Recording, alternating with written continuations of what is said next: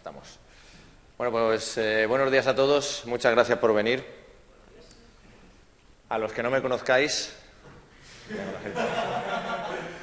me llamo Sergio Cuenca y soy profesor de esta universidad de Alicante. Todo esto lo digo porque estamos en streaming. Llevo aproximadamente unos 15 años trabajando con estos dispositivos, FPGAs. Y bueno, la principal razón de esta charla es, primero, dar a conocer para qué sirven qué son las FPGAs, para qué sirven y por qué son buenos tiempos actualmente para aprender a programar FPGAs y aprender a trabajar con FPGAs.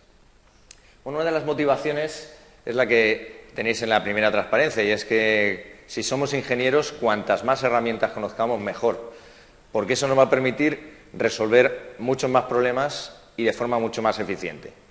Como dice la frase, si solo tenemos una única herramienta, intentaremos resolver todos los problemas con esa herramienta, con esa única herramienta. Si queremos añadirle inteligencia artificial a nuestro robot, pues iremos con el martillo y a martillazos se la meteremos, cuando a lo mejor hay otras herramientas que son más apropiadas. Bien, en primer lugar, ¿qué es una FPGA? A algunos os sonará el maestro Bruce Lee. ¿Cuántos lo conocen? Ah, menos mal. Mi hija me dijo que no lo iba a conocer nadie, que eso es de gente muy vieja y muy mayor. Por cierto, la saludo por streaming, que seguro que me estará viendo, Marta. Estoy intentando hacer de ella una ingeniera, pero con poco éxito. Con poco éxito, la verdad. El otro día le dije, mira, he comprado este kit de robótica para niños súper chulo, vamos a jugar con él y tal, y vamos a hacer cosas súper chulas. Mi hija. Papá, ¿me puedes pasar la tostada? Bueno, en fin, yo lo intento. Bueno, pues en una entrevista que le hicieron a Bruce Lee le preguntaban cuál era su técnica de lucha, porque él cogió varias técnicas ancestrales, el kung fu, karate, las fundió y generó su propia técnica de lucha. Y entonces, bueno, ya sabéis las técnicas de lucha, ¿no? El león, el ataque del tigre, la grulla, todas esas cosas. Bueno, pues lo que nos decía Bruce Lee es que no tenemos una técnica, o no tenía una técnica fija, sino que se adaptaba a los ataques del rival, del enemigo, ¿vale? Era una técnica que no tenía forma y por lo tanto se adaptaba, era como el agua. Si metíamos el agua en una taza, el agua se convertía en taza. Si lo metíamos en una tetera, el agua se convertía en tetera. El agua podía ser suave o podía golpear. Bueno, pues esto es lo mismo que hacemos con las FPGAs. Las FPGAs son como los ninja de los circuitos integrados. Bueno, pues vamos a verlo. Gracias, maestro Bruce Lee, por el consejo. ¿Y cómo es eso de que se adaptan a los problemas? ¿Cómo es que se adaptan al enemigo para resolverlo de manera más eficiente? ¿Dónde está la magia? Porque esto parece un poco de magia. Pues la idea clave está en que cualquier función lógica, cualquier puerta lógica, que es con la que están construidas los circuitos digitales, puede implementarse utilizando una simple memoria. Por ejemplo, una puerta AND, todo el mundo conoce que es una puerta AND, ¿verdad? Se puede implementar con una sola memoria que sea capaz de almacenar solo 4 valores. ¿Vale? En la dirección 0, 0 de la memoria almacenamos el valor 0. En la dirección 0, 1 el valor 0. En la dirección 1, 0 el valor 0. Y en la dirección 1, 1 el valor 1. ¿Vale? De forma que cuando colocamos en la entrada de la memoria la dirección 0, 0, lo que nos responde es con su contenido 0. Justamente la AND entre las dos entradas. ¿Vale? Cuando preguntemos con cualquier dirección a la memoria, cuando la leamos, lo que nos ofrecerá la salida será el resultado de hacer una operación AND. Si queremos cambiar la funcionalidad de este circuito digital y en vez de que se comporte como una AND, se comporte como una OR, ¿qué tenemos que hacer? Pues simplemente escribir en esas 4 posiciones de memoria cuál es la respuesta de una función OR.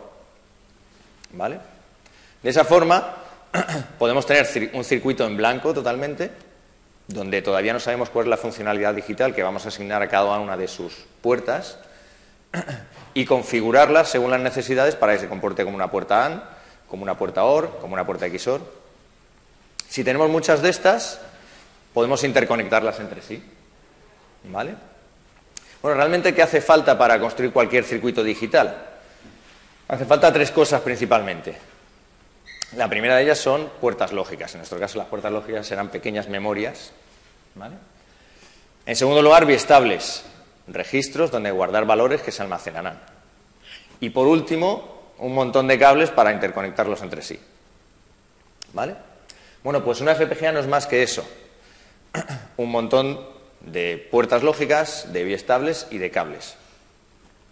Y dependiendo de cómo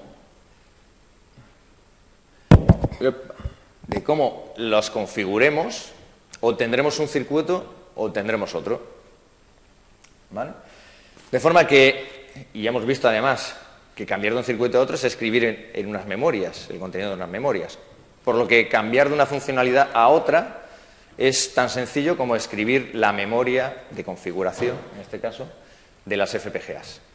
Es decir, en unos pocos microsegundos puede estar comportándose una FPGA como si fuera, pues, no lo sé, un cifrador triple DES, y a los 20 microsegundos después se puede estar comportando como, pues no sé, un códec de audio. ¿Vale? Estamos cambiando el hardware, ¿vale?, sin necesidad de hacerlo físicamente, de coger una tarjeta y cambiarla por otra.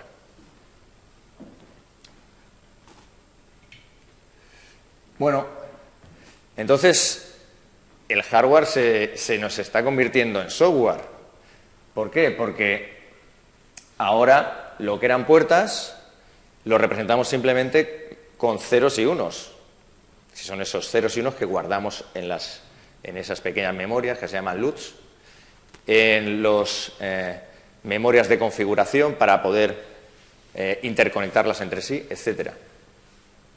¿Vale? Y entonces, pues tenemos las mismas facilidades que cuando desarrollamos hardware. El hardware se hace libre igual que el software libre. Podemos tener, igual que tenemos programas software libre a los que podemos acceder a su código fuente, podemos modificarlo, mejorarlo, compartirlo con la comunidad, pues podemos hacer lo mismo con el hardware. ¿Vale? Porque ahora ya no necesitamos tenerlo físicamente para trabajar con él. Por lo tanto, es fácil de compartir ahora el hardware. Antes, para compartir el hardware, nos tenían que dar físicamente el cacharro, la tarjeta. Ahora no. Ahora nos pasan un fichero con la configuración de la FPGA, la cargamos en nuestra FPGA y ya tenemos un hardware nuevo. Es fácil de reproducir y clonar, efectivamente. Igual que el software. Para pasarle un programa a nuestro amigo, simplemente tenemos que hacer una copia y se lo pasamos en un pendrive. Pues ahora exactamente igual. Si tenemos imaginar nuestro teléfono móvil, queremos actualizar sus procesadores porque se nos han quedado antiguos. No tenemos que tirarlo a la basura, simplemente tendríamos que cargar la nueva configuración si estuviera construido con FPGAs. Y fácil de diseñar. El hardware siempre ha sido relativamente difícil de diseñar porque hay que ensuciarse las manos, por decirlo así, ¿no? Hay que estar conectando cosas, trabajando en el laboratorio. Ahora podemos trabajar como si fuera software, ¿vale? En teoría, por eso he puesto ahí ese interrogante. Luego volveremos por mí. Bueno, y de hecho tenemos hasta repositorios de hardware libre. Fijaos, el primer fabricante, la empresa que más microprocesadores vende es una empresa que se llama ARM. Seguro que os suena, ¿verdad? Porque los procesadores ARM están en multitud de dispositivos, desde los iPhone hasta, televisiones, servidores, en todo. Bueno, pues ARM es una empresa que no fabrica chips. No ha fabricado nunca ningún chip. Lo que hace es vender ese hardware, la propiedad intelectual, realmente, la descripción de ese hardware, y son otros fabricantes, pues no sé, Intel, AMD, otros, Apple, los que cogen ese hardware y lo integran en sus dispositivos. No como FPGAs, no son FPGAs, pero son otro tipo de dispositivos.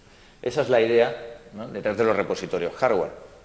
Podemos tener la descripción de un dispositivo hardware, me la bajo y la meto en mi diseño junto con otros dispositivos de librería y construyo mi propio sistema on chip o mi propio circuito. Lo descargo en una FPGA y ya tengo un circuito, ¿vale? Algo parecido a como trabajamos con el software. Con el software uno no se lo escribe todo desde cero, la librería matemática, la librería para trabajar con imágenes, sino que se va descargando distintas librerías, ¿vale? Y después, utilizando esas funciones de librería, pues construye su propio código. Algo parecido está pasando con el hardware. Este es un repositorio que se llama OpenCores, simplemente, bueno, no se ve muy bien, pero ahí tenéis algunos ejemplos de todas las posibles cores, se llaman, las librerías o las funcionalidades en hardware se llaman cores. Pues hay cores aritméticos, de comunicaciones, coprocesadores, cores de criptográficos, cores de SPs, incluso procesadores. Si vierais bien, porque si tuvierais vista de águila, podríais ver que ahí aparece OpenMSP, ¿verdad?, que estamos utilizándolo en robótica. El MSP pues tiene su propia versión Open que podéis descargar, meterlo en una FPGA y ya tenéis un MSP430 trabajando para vosotros. Además, ese MSP430 lo podéis mezclar, por ejemplo, no sé, con un core criptográfico y además ponerle una unidad aritmética en punto flotante, que no tiene, ¿vale? Y construir vuestro propio sistema on chip utilizando MSP430.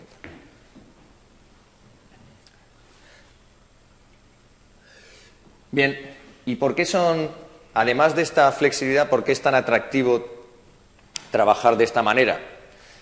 Bueno, pues aquí tenemos una comparativa entre cómo se hace la computación con FPGAs versus cómo se computa con microprocesadores. Para implementar o para realizar la computación que se expresa en ese código, un típico código C, donde declaramos 4 variables y tenemos que hacer unas sumas con ellos, ¿vale?, y obtener el resultado. A la izquierda tenéis cómo, después de compilar, ¿qué aspecto tendría después de compilar ese código con un compilador software? Pues tendríamos una serie de instrucciones en ensamblador, ¿vale? Y lo que harían pues sería cargar los operandos y realizar las operaciones. Fijaos que hay, por ejemplo, en este caso hay 2 operaciones de suma, que son los que aparecen con la palabra add, 2 sumas. ¿Por qué? Pues porque este micro, para el que se ha compilado, solo tiene un operador o una ALU, una sola unidad de suma. Entonces tiene que hacer la primera suma, guardar el resultado intermedio y después realizar la siguiente, ¿vale? ¿Qué pasaría si lo hacemos con una FPGA? Pues con una FPGA no tenemos que restringirnos al hardware del que dispone un micro, sino que podemos construir todo el hardware que necesitemos a la medida de nuestra aplicación. En este caso, ¿qué necesitábamos? Necesitábamos 2 sumadores, ¿vale?, para sumar los 3 valores. Pues los configuramos dentro de nuestra FPGA. Tenemos 2 sumadores, 3 registros donde estarían los operandos y un registro final para guardar el resultado. En un solo ciclo realizamos la operación y ya tenemos el resultado, un solo ciclo. Mientras que el software que va a un microprocesador necesita pues una serie de ciclos para ejecutar cada una de las instrucciones. Tiene que leer de memoria, un operando, después el otro, etcétera, etcétera. Entonces tenemos, por un lado, la flexibilidad del software, porque si queremos cambiar la funcionalidad, solo tenemos que cambiar la configuración de la FPGA. Y además tenemos la velocidad del hardware. Por eso otros son tan interesantes. En un solo ciclo podemos hacer lo que un micro tendría que hacer en varios ciclos. Eso supone no solo más velocidad, sino también menor consumo. Porque claro, si queremos acelerar la computación en un micro, ¿qué tenemos que hacer? La única posibilidad que tenemos es optimizar nuestro código o darle al reloj, aumentar la frecuencia de reloj. Cuanto más frecuencia de reloj, mayor consumo. De hecho, las FPGAs suelen trabajar a una frecuencia menor que los micros. Los micros ya van por los gigahercios, las FPGAs pues están todavía en los cientos de megahercios. Y aún así consiguen mejor rendimiento que los microprocesadores. Bueno, y realmente, esto ya se ha acabado aquí, para demostraros que efectivamente todo es cierto, esta parte de la presentación la estoy haciendo utilizando efectivamente una FPGA. ¿Vale? Esta FPGA que no veis, porque está ahí dentro de esta tarjeta, esta es una tarjeta que tiene aproximadamente unos 10-12 años. ¿Vale? Dispone, además de la FPGA, una memoria flash. ¿Por qué? Porque cuando quito la alimentación de la tarjeta, desaparece la configuración. ¿Vale? Si es que necesito la memoria flash para guardar los bits de configuración. Cuando conecto a la alimentación la FPGA, esos bits de configuración se cargan automáticamente en la FPGA. ¿Vale? Bueno, pues la primera configuración con la que he programado la FPGA es una configuración que lee imágenes de la flash y nos las muestra por un monitor VGA. Todo construido sin ningún... Aquí no hay microprocesador ni software, es todo registros, puertas. ¿Vale? Y lo que está es trazando o dibujando en la pantalla en tiempo real la imagen que estamos viendo. ¿Vale? Después, con un mini joystick que tenemos por aquí, yo voy cambiando de una transparencia a otra. Ahora, por dejarme mal, no va a cambiar, efectivamente. Pero bueno, ya lo habéis visto cómo funciona. Vale, pues vamos a cambiar su funcionalidad ahora. Vamos a hacer un reset. ¿Vale? Bien. Y ha cambiado su configuración. Ahora he cargado una configuración con un menú para poder elegir entre las posibilidades. Claro, ese menú y ese salvapantallas que aparece ahí se está generando de nuevo en tiempo real por hardware en la tarjeta, ¿vale? En la FPGA, todo por hardware. Voy a seleccionar, por ejemplo, la primera, Mandelbrot. Esta configuración lo que carga es un procesador especializado en calcular o en generar imágenes de Mandelbrot, de conjunto de Mandelbrot. Si conocéis cómo se generan, y si no os lo cuento, el valor de cada píxel, para calcularlo hay que hacer una serie de operaciones iterativas. Y además, a priori uno no sabe, para calcular el color de un píxel, cuántas operaciones tiene que realizar. Además, esas operaciones están en variable compleja. La variable compleja, ya sabéis, los números tienen parte entera, parte imaginaria. Entonces, lo que se ha configurado la FPGA es con un procesador para variable compleja. ¿Vale? No solo uno, sino muchos. Creo que del orden de 40 procesadores de variable compleja tenemos aquí. De forma que podemos en tiempo real calcular todos esos colores, los colores de cada uno de los píxeles, y además hacer todas estas operaciones en tiempo real. Está haciendo zoom, girando, ¿vale? Puedo parar, moverme, etcétera. Como decía, no tenemos un solo procesador. Aquí hemos utilizado al máximo todos los recursos de que dispone la FPGA para del orden de 40 a 50 procesadores de variable compleja para poder hacerlo en tiempo real. ¿Vale? Vamos a cargar otra configuración para que veáis más. El reset está aquí. Y ahora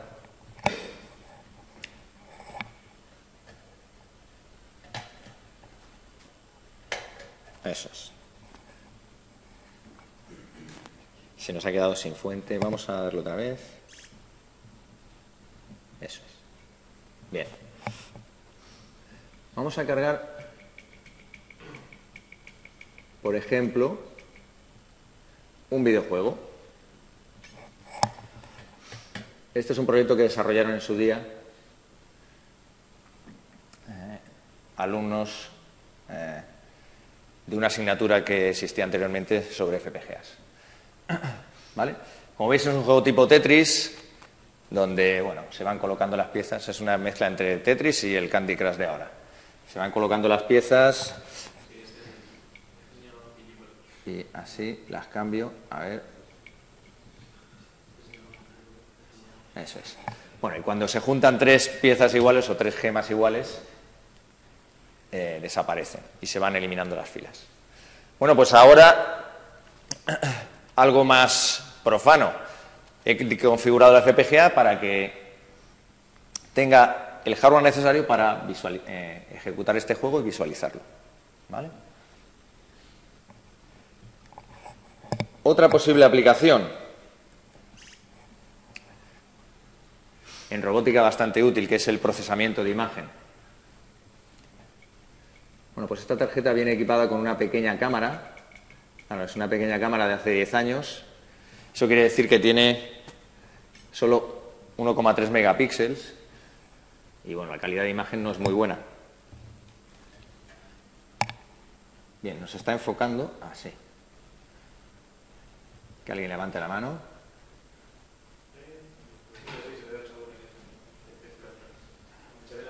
Se ve, ¿verdad? Bueno, lo que está haciendo... Puedo cambiar el umbral para la extracción. Vale, ese soy yo. Esa es mi mano. ¿Vale? Bueno, puedo cambiar... Es que estaba al revés la cámara.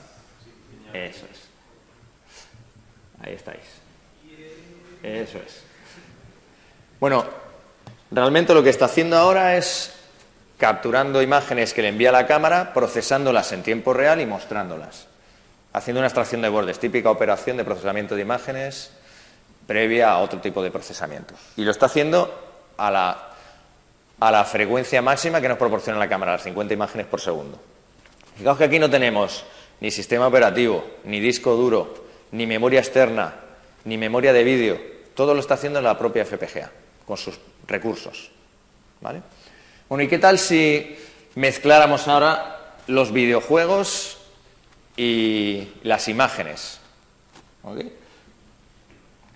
Pues sería estupendo. A ver si podemos.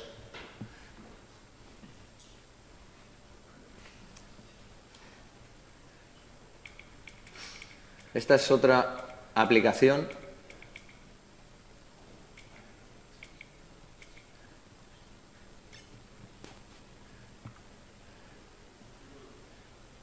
No sé si os sonarán los Lemmings. Bueno, pues esta aplicación lo que hace es combinar la imagen que estamos capturando con la cámara, le hace el procesamiento de extracción de bordes para interactuar con los Lemmings, ¿vale? Ahora los Lemmings no los vamos a mover con un ratón o con un joystick, sino que vamos a intentar llevarlos a su casa utilizando las imágenes. Bueno, aquí los tenéis. Bueno, no va a salir muy bien porque... Mirad ahí. Los de arriba están... Se me van a caer. Bueno, como veis, con los mismos recursos, con la misma FPGA hemos podido hacer procesamiento de imagen o en tiempo real, videojuegos, fundir las dos cosas, y esto en una FPGA de hace unos 10 años. ¿Vale? ¿Qué no podremos hacer ahora? Bueno, pues vamos a pasar ya, porque ya no me quedan más transparencias en la FPGA, vamos a pasar a las transparencias del PowerPoint. Estos son los recursos con los que cuenta la FPGA con la que hemos hecho la demo. Es una FPGA de hace casi 10 años, creo que más. Básicamente, ahí tenéis el chip. Lo que tenemos dentro del chip son, como dijimos, flip-flops o biestables, pequeñas memorias para implementar lógica. También en esos FPGAs tenemos memorias de bloque, que se llaman, que son memorias de mayor capacidad de almacenamiento. Después, muchas conexiones configurables para poder interconectar todos los recursos entre sí.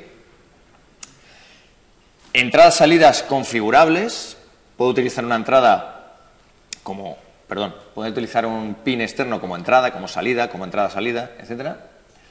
Y además, esta FPGA incluye también multiplicadores. Multiplicadores para punto fijo, solo para enteros, de 18 por 18 bits. Bueno, con esos recursos, que son bastantes, pero no son exagerados, es con los que hemos hecho todo. Aquí tenemos en rojo de la familia de FPGAs la que estábamos utilizando. En concreto tenía 40 multiplicadores, 46.000 celdas lógicas configurables para configurar la lógica y bloques de RAM. Ahí tenemos la memoria en kilobits, 720 kilobits. Eso significa que si lo dividimos entre 8, pues aproximadamente unos 10 kilobytes, solo 10 kilobytes. ¿Vale? Con esos pocos recursos lo hemos hecho todo. ¿Cómo son las FPGA modernas? Pues las FPGA modernas pues tienen más cosas, básicamente.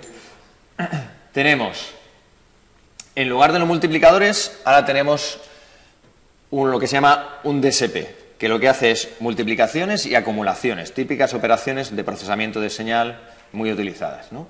Multiplicar por un coeficiente un dato y después acumular el resultado.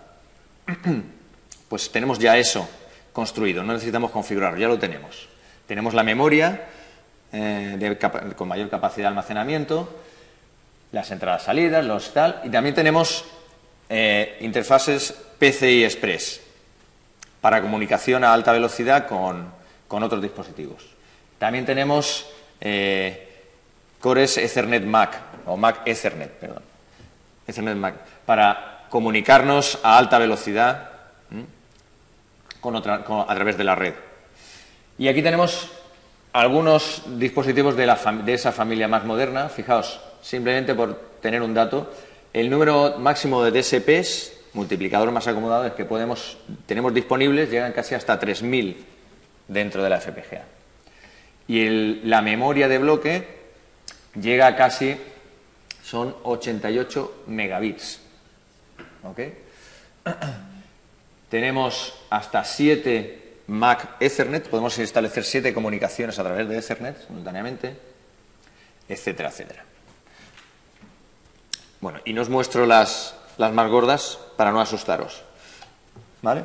Bien, ¿y qué hacemos para programar estos bichos tan grandes? Porque sí tienen de todo, pero ¿esto cómo se programa? Habrá que saber muchísimo, de todo, de hardware sobre todo. Bueno, pues aquí lo que he puesto es una comparativa entre cómo se programan los micros y cómo se programan las FPGAs. ¿Cómo programamos un micro? Pues escribimos el código en C, Python, lo que sea. Y utilizamos un compilador para traducirlo al lenguaje máquina, ceros y unos, que entiende ese microprocesador, y ese lenguaje máquina, o el ejecutable, lo cargamos en la memoria del micro correspondiente. ¿Vale? Bueno, con las FPGAs tenemos como dos fases de compilación. La primera fase se le llama síntesis, y de nuevo partimos de un código. Ahora el código no está escrito en C, o en C++, o en Python, está escrito en un lenguaje especial, que se les llama lenguajes de descripción de hardware. Bueno, pues esa primera fase de compilación, que se llama síntesis, produce a partir de la descripción en ese lenguaje un esquema de puertas y conexiones, que se llama netlist, es decir, las puertas que implementan esa funcionalidad, los flip-flops que necesitan, etcétera, etcétera. Una vez que tenemos completa esa primera fase, hay una segunda fase que se llama de Place and Route, PR, que lo que hace es transformar esas puertas y conexiones en un fichero de configuración para la FPGA. ¿Vale? Es decir, es lo que se llama un bitstream, simplemente una ristra de ceros y unos, que sirve para configurar las memorias y las conexiones de la FPGA.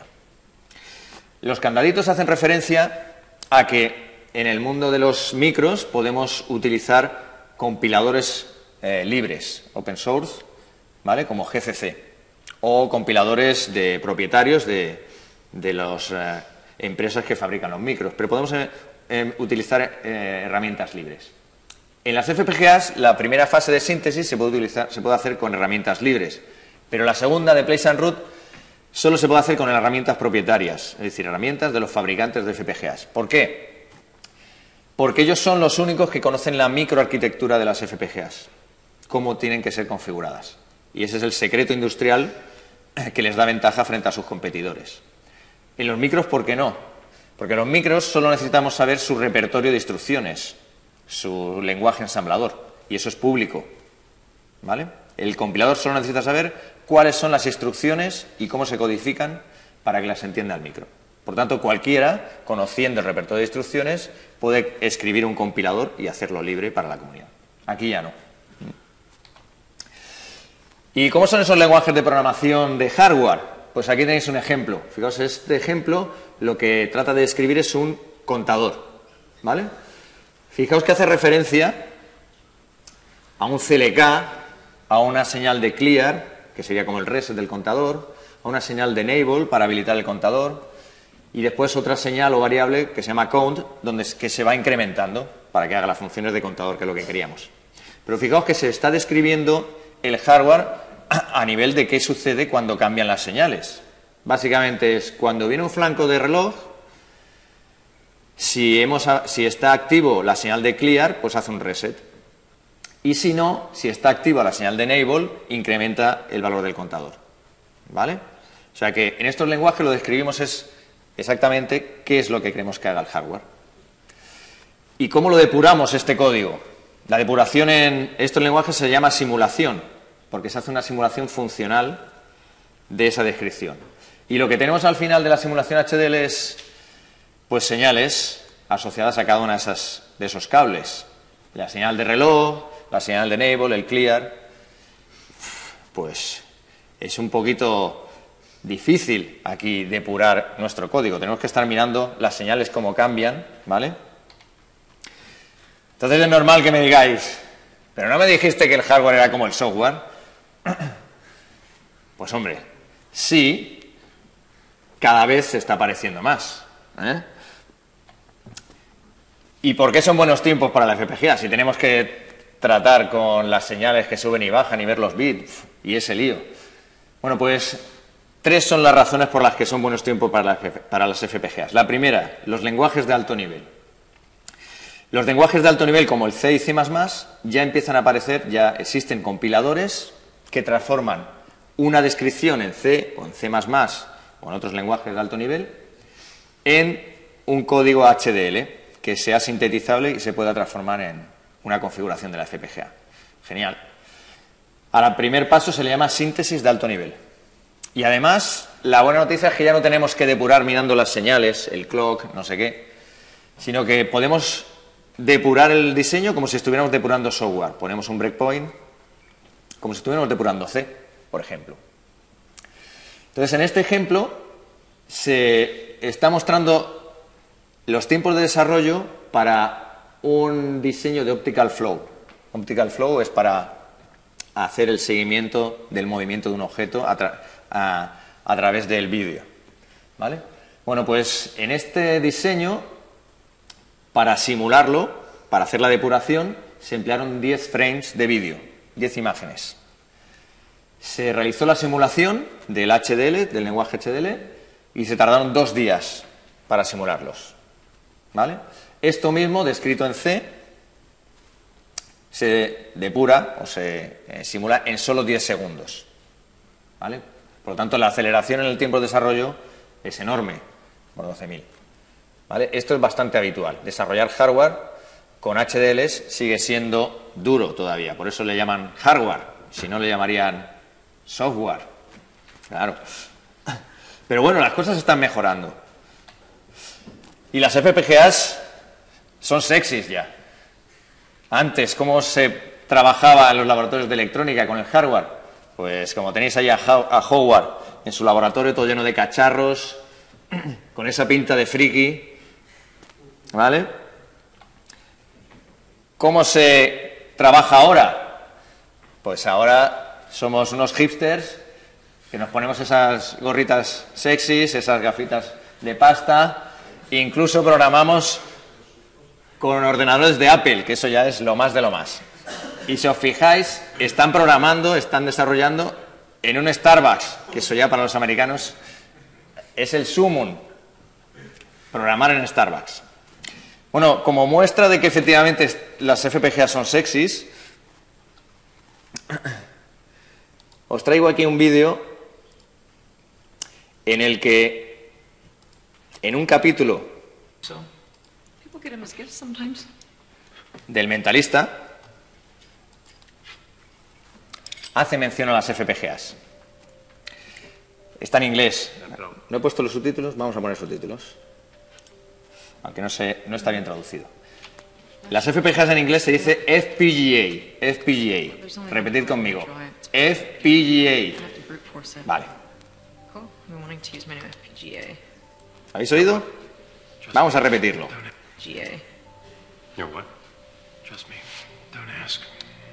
Vamos a repetirlo. ¿Habéis oído? FPGA. Y lo dice la chica más guapa de la serie. Vamos, no, es la prueba definitiva de que las FPGA son sexys, ¿vale? En este caso está utilizando una FPGA para desencriptar un fichero.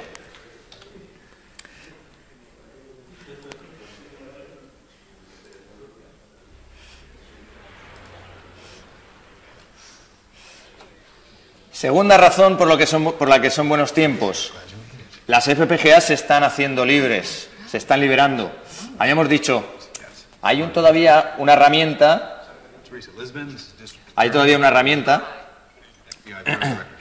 que todavía es propietaria de los fabricantes, que es la última fase de Place and Route.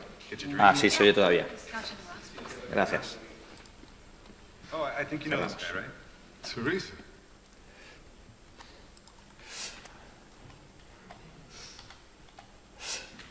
Bueno, pues existe un proyecto liderado por un tal Clifford, que lo que ha hecho es ha hecho la ingeniería inversa de una FPGA para averiguar cómo se programa, cómo es la microarquitectura y cómo programarla. Lo ha hecho con una FPGA relativamente pequeña y ha creado todas las herramientas para poder programarla, desde la síntesis hasta el place and route, todo.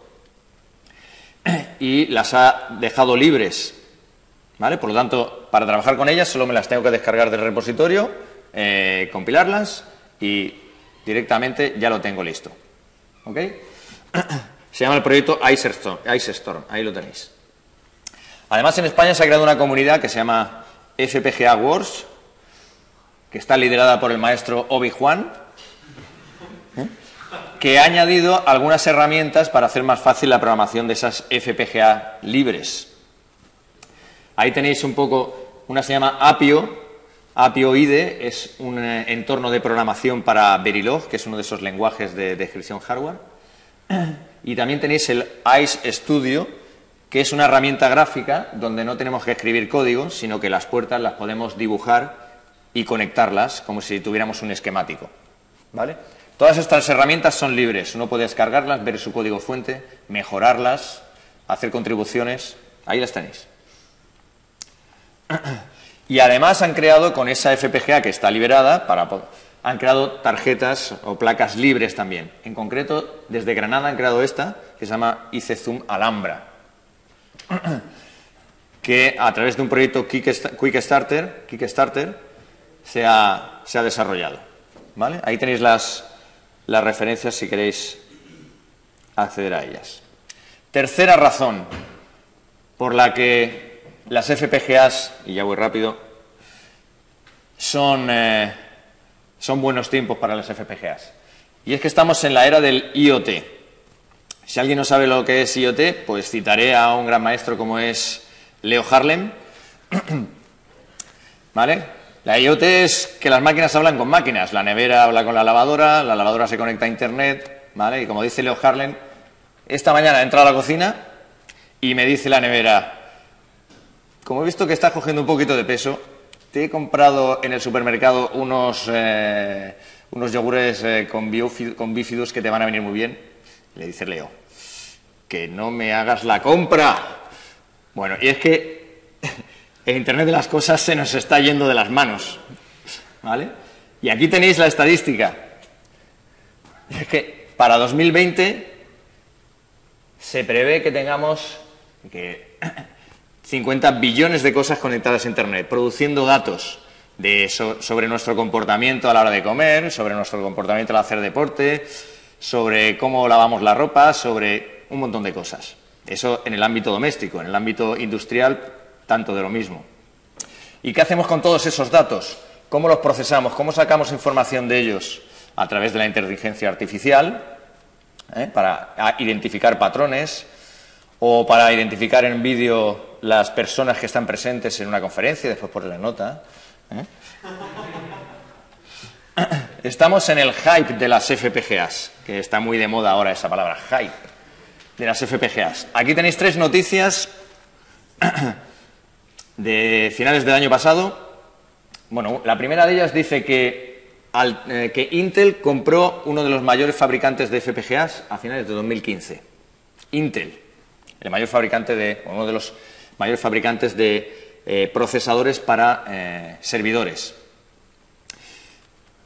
Después, Microsoft nos dice que está construyendo una nube de procesamiento para hacer procesamiento de inteligencia artificial con FPGAs.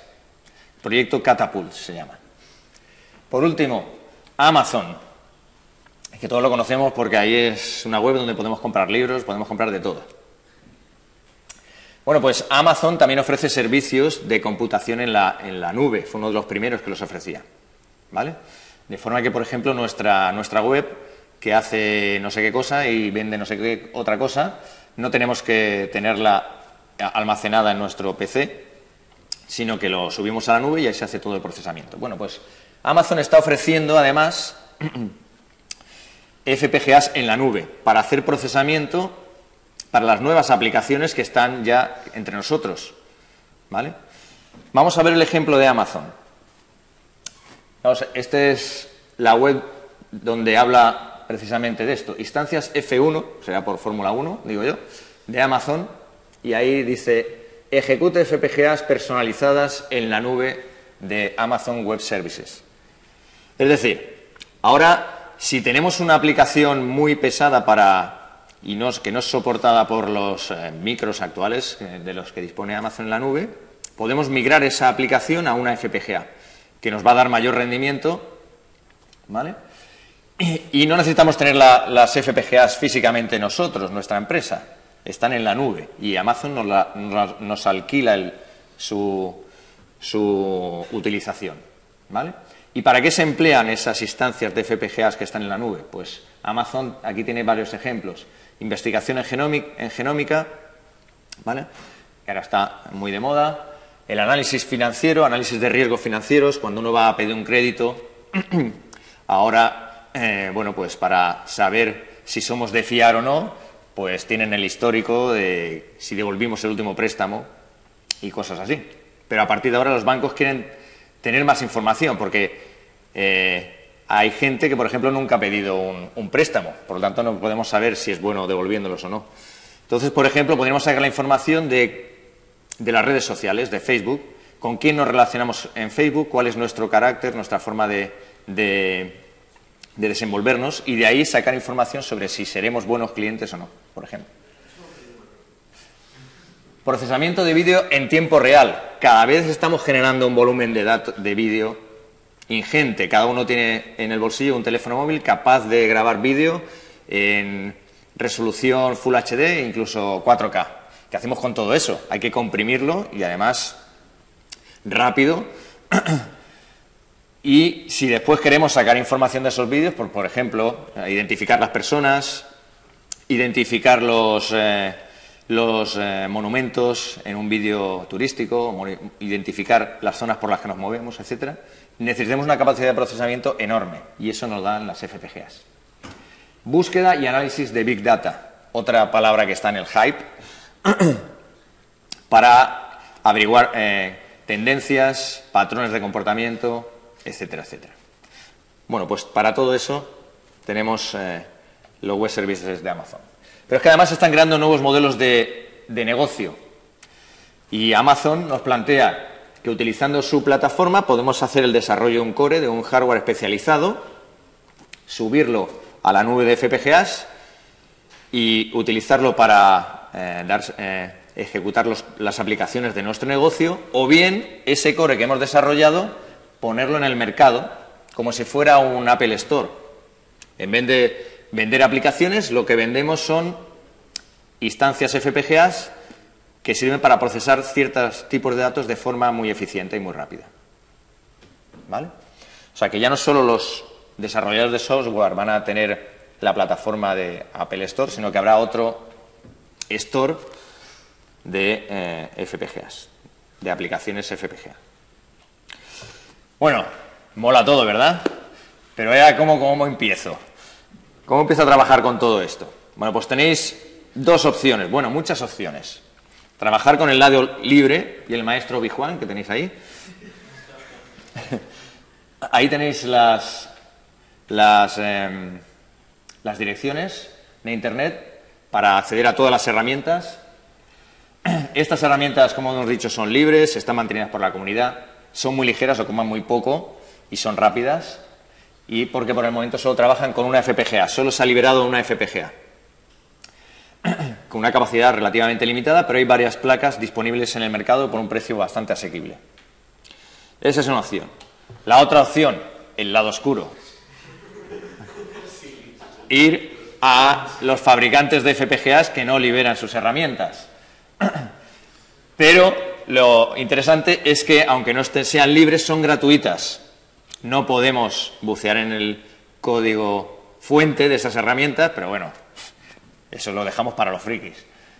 Pero podemos utilizarlas, que es lo interesante. Y además soportan lenguajes C y C++ y OpenCL y otros lenguajes. No solo los HDLs. Es decir, podemos trabajar con ellos, con nuestro Mac en Starbucks, ¿vale? Y depurar el código que va a ir a las FPGAs de forma sencilla. Tiene el inconveniente, son bastante pesadas, 20 gigas creo que la herramienta de Xilinx, una burrada. Y placas y dispositivos hay a trillones. Ahí tenéis un par de enlaces donde podéis encontrar placas relativamente baratas, ¿vale? Y bueno, a partir de yo estoy en el lado oscuro, tengo que confesarlo que yo estoy en el lado oscuro, todavía no estoy en el lado libre de la fuerza, básicamente porque hasta hace prácticamente un año no existían FPGAs liberadas, ¿vale? Así es que podéis llamarme Dark Cuenc. Muy bien, y eso es todo. Así es que muchas gracias por vuestra asistencia. Me gustaría dedicar un tiempo a preguntas, pero en el lado oscuro también tenemos que dar clase. Y ahora tengo una clase de prácticas de laboratorio. Así es que las dudas que tengáis me las podéis enviar por correo o podéis venir a mi despacho y me preguntáis. Los que estáis en video streaming, muchas gracias por vuestra atención también y podéis mandarme las dudas por correo electrónico. Vale, muchas gracias.